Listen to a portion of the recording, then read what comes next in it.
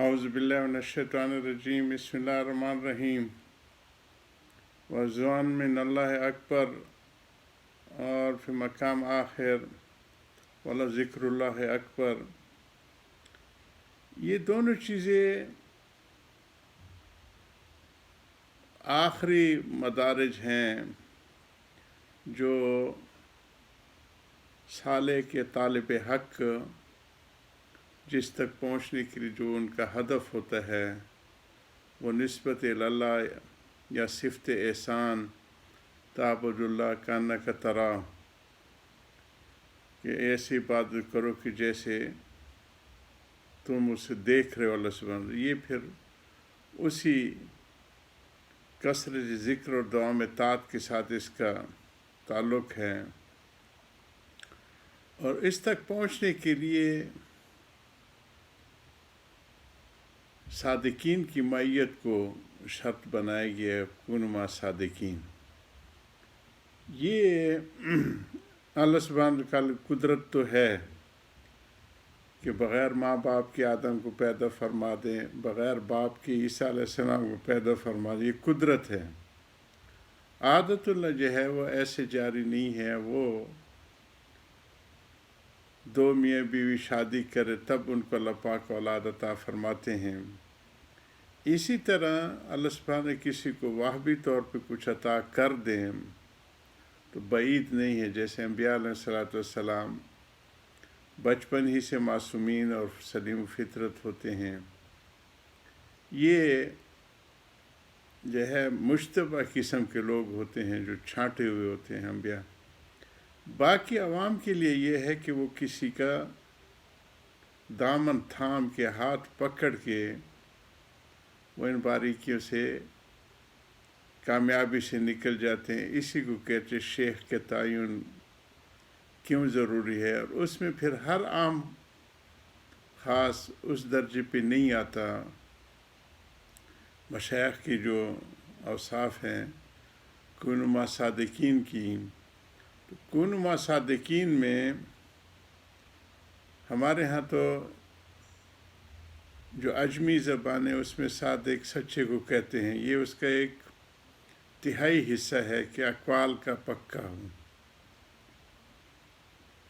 عربی لغت میں صادقین انتہائی پختہ دیندار آدمی کو کہتے ہیں۔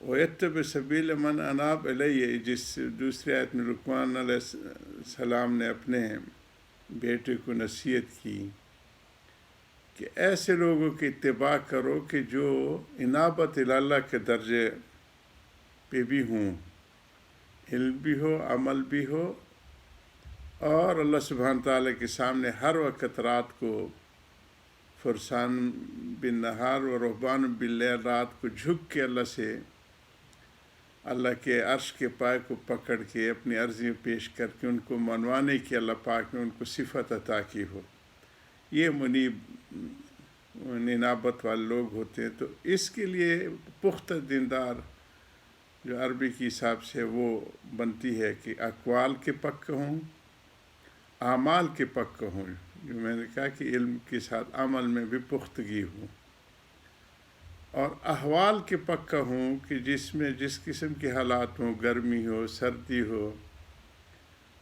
موافق حالات ہوں، ناموافق حالات ہوں، عسر ہو، یسر ہو، اس میں وہ استقامت سے اپنی منزل کو چلنے کے اللہ پاک نے ان کو سکت عطا کی ہو۔ تو یہ شیخ کے مقام پہ لوگ ہوتے ہیں، ہر عام خاص نہیں ہوتا۔ جو کہتے ہیں کہ کتابیں سلیبس پڑھاتی ہیں، آدمی بناتے ہیں۔ رجال اللہ جو ہے نا، پہلے انبیاء آتے ہیں پھر کتاب اللہ ساتھ آتی ہے، تو رجال اللہ کی معیت جو ہے وہ انسان بناتی ہے، اور اس کے لیے یہ اکابرین نے ان کا مختصر سے پھر احاطہ ایسے کیا ہے کہ ایسے حضرات جو عقائد کے سچے ہوں، صحیح عقیدہ رکھتے ہوں، اور علم ضروریہ رکھتے ہوں، چاہے وہ کسی مکتب سے، چاہے کسی بزرگ کی صحبت سے، لیکن علمی ضروریات جو پختہ ہوتا ہے وہ صحبت والا زیادہ ہوتا ہے. ایسے ہوتا ہے کہ نقش کل حجر جیسے کہ پتھر پہ لکھی ہوتی ہے. کتابی علم کو ذہول جلدی ہو جاتے، ادھر ادھر بھول جاتے جب پریکٹس میں نہ رہے، مطالعہ چھوڑ دیا جائے، کتابوں کے ساتھ ذوق ختم ہو جائے تو وہ اس کے ساتھ جڑا ہوتا ہے. لیکن جو صحبت والا ہے وہ گتھی میں پڑ جاتے.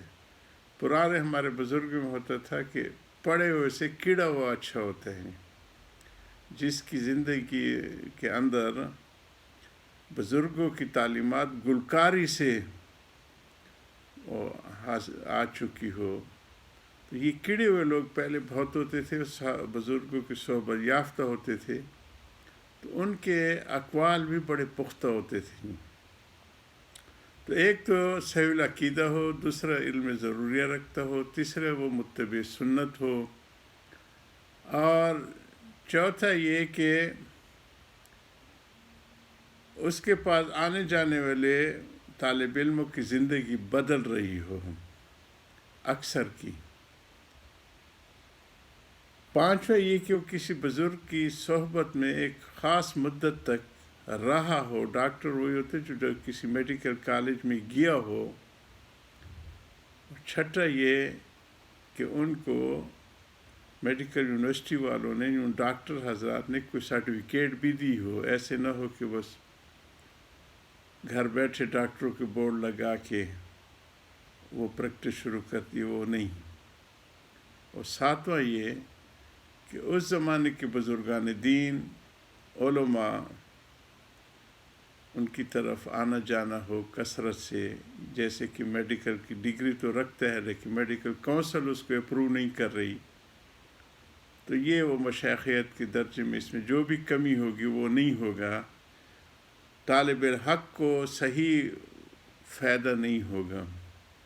تو اس کے لیے شیخ کا تعین ان امور میں ورضوان من اللہ ہے، جو آخری درجہ ہے قبول و رضا کا. اس کے لیے سارے مدارج ہیں، منازل ہیں. اس میں پہلے تو بچوں کو جو ذہنی تردد ہوتا ہے، ان کے دماغ منتشر ہوتے ہیں، یکسوئی نہیں ہوتی. اس ذکر میں یکسوئی حاصل ہونے کے لیے جو معمولات صوفیاء نے تعین کیا ہے، ان میں قرآن و حدیث میں سارے اس کی دلائل ملتے ہیں.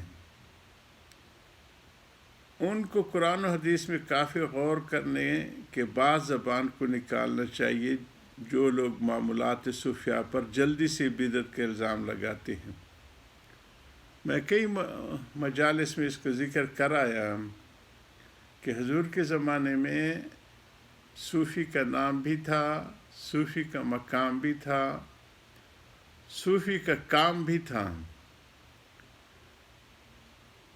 اہل صفہ کو صفی اس زمانے میں کہا جاتے تھے کہ یہ مقام حضور صلی اللہ علیہ وسلم خود تعین کیا تھا.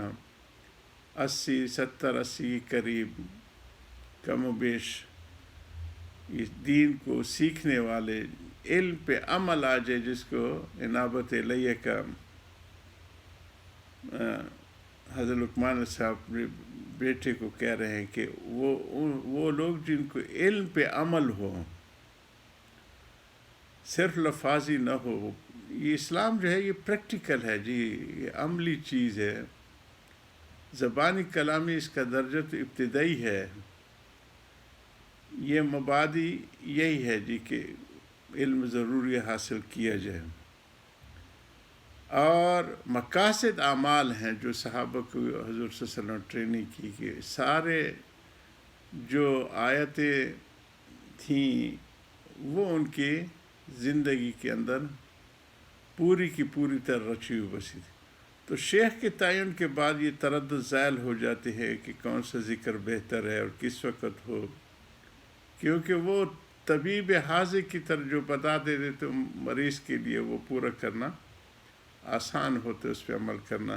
اللہ ہم سب کو صحیح رخ کے لوگوں کی میت عطا فرمائے. وآخر دعوانا الحمدللہ رب العالمین.